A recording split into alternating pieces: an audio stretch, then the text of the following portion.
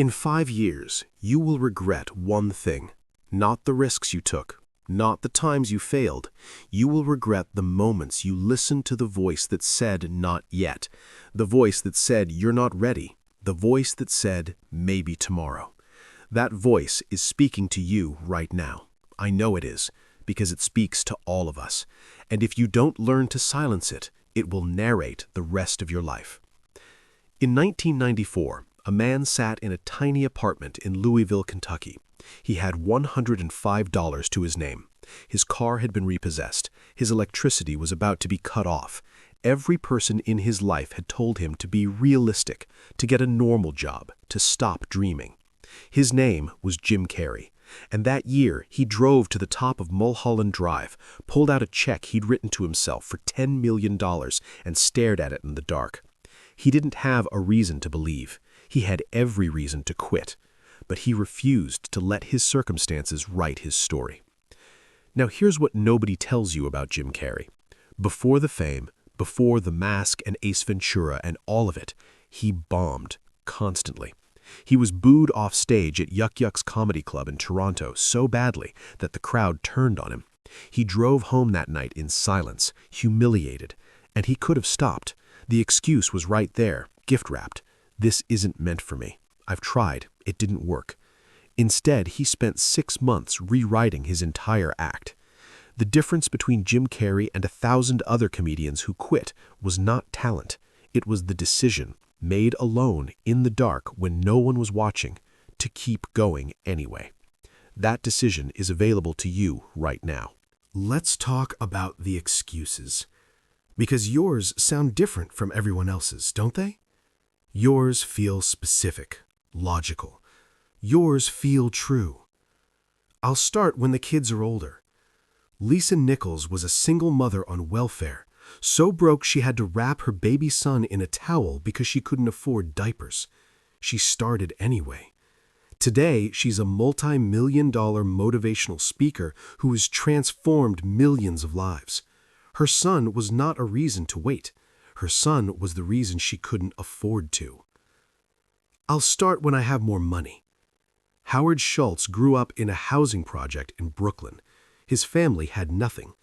When he pitched the idea of Starbucks to investors, 217 people said no. 217. He didn't have money. He didn't have connections. He had a vision and a refusal to accept the word no as a final answer. Today, Starbucks serves 100 million customers a week. I'll start when I'm not so tired. Toni Morrison worked a full-time job at Random House and raised 2 sons alone. She wrote Beloved, one of the greatest American novels ever written, in the hours before her children woke up, before sunrise, while the rest of the world slept. She was tired. She was stretched thin. She wrote anyway. In 1993, she stood on a stage in Stockholm and accepted the Nobel Prize in Literature.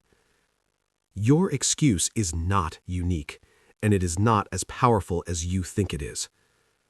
Here's the brutal truth about excuses that nobody wants to say out loud. An excuse is not a reason. An excuse is a choice. When you say, I don't have time, what you're actually saying is, this is not a priority. Because you have time for Netflix. You have time to scroll through other people's highlight reels at midnight. You have time for things that feel comfortable. We always find time for what we truly decide matters. When you say, I'm not ready, what you're actually saying is, I'm afraid. And fear is not a stop sign. Fear is a compass. It points directly at the thing that will change you. Think about every single meaningful thing that has ever happened in your life. Your first day at a new job, telling someone you loved them, starting something you'd never done before. Were you ready for any of it? Or did you just go and find out that you were more capable than your fear was telling you? You were never ready. You were just brave enough. And bravery is not the absence of the excuse. Bravery is taking the step while the excuse is still screaming at you. I want you to think about someone in your life. Maybe it's a parent, a friend, someone you grew up watching, someone who had everything it took to be great. The talent was there. The intelligence was there. You could see it. Everyone could see it. But they waited and waited. And the years passed and the dream quietly died. Not with a bang, not with a dramatic failure. It just faded, suffocated slowly under the weight of someday. That is the real failure. Not trying and falling short, but never trying at all. And the saddest part? The excuses they made felt completely reasonable. That's how it works. The prison is comfortable. The bars look like logic. Don't let that be your story. So, here is what I need you to do. Not tomorrow, not after this video, right now, in the next 60 seconds after I stop talking. Think of the one thing you have been putting off, the thing that lives in the back of your mind, the thing you think about at 2 a.m. when the world is quiet and it's just you and your conscience. You know what it is. You've always known. And then do one thing toward it. Not the whole thing, not the perfect version. Text the person. Write the first sentence. Lace up the shoes. Open the document. Make the call. One move. 60 seconds. Because here's what nobody tells you about momentum.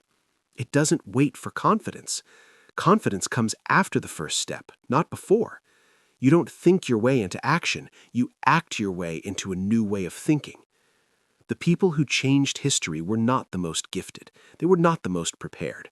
They were the ones who, on the day it mattered most, when every excuse felt valid and every reason to stop felt real, chose to move anyway. 5 years from now, you will be somewhere. The question is, where? Will you be the person who finally built the life you kept saying you wanted? Or will you be 5 years older holding the same excuse, wearing it thinner, wondering where the time went? The version of you that succeeds is not smarter than you. They are not more talented than you. They do not live in better circumstances than you. They are simply the version of you that decided on a regular Tuesday when nothing felt special and nothing felt certain that today was the day. Today is that day. Your mind will make excuses until the moment you die. The question was never whether the excuses would come. They will always come. The question is whether you are bigger than they are. You are. Now go prove it.